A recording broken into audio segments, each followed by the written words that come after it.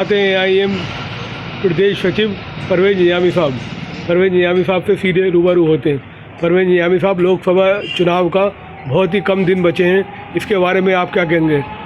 आज मैंने अपने प्रदेश के जो पश्चिम उत्तर प्रदेश के प्रभारी अध्यक्ष हैं डॉक्टर मेहताब चौहान साहब से भी और हमारे सूबे के जो सदर हैं शौकत साहब से भी बाज़ाब्ता रिक्वेस्ट की है कि वक्त बहुत कम बचा है और हमें नहीं लगता कि आज़म खां या उनकी फैमिली का कोई भी बंदा यहाँ से कैंडिडेट होगा। तो मैंने उनसे दरख्वास्त की है कि आप सदर साहब तक मेरी बात को पहुँचाएँ कि यहाँ से अगर कैंडिडेट हो जाता तो बहुत अच्छी बात है।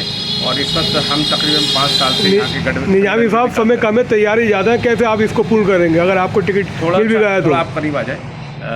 ऐसा है कि मैं आपको बताऊं कि हम तकरीबन 5 साल से इसकी मेहनत कर रहे हैं और ग्राम लेवल पर और बूथ लेवल पर हम लोग संगठन को मजबूत करने की विचारधारा के साथ कोशिश कर रहे हैं। तो एक तरफ हमारा वो वर्क है जो 5 साल से हम लोग कर रहे हैं, हमारी IT सेल है, हम उस पर काम कर रहे हैं। सोशल मीडिया पे भी हमारा काम है, ज़मीन पर भी हम लोग काम है।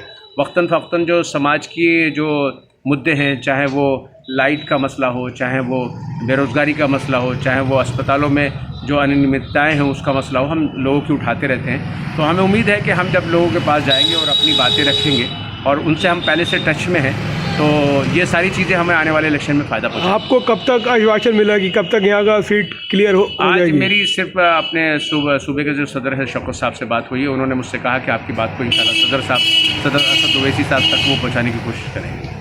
कब तक डिक्लेयर हो सकता है आपके इस मुताबिक? बारे में तो मैं अभी कहने में असमर्थ हूँ, लेकिन इंशाल्लाह उम्मीद है कि जल्दी, क्योंकि वक्त बहुत कम बचा है, तकरीबन 100 या 100-125 दिन बचे हैं इलेक्शन में।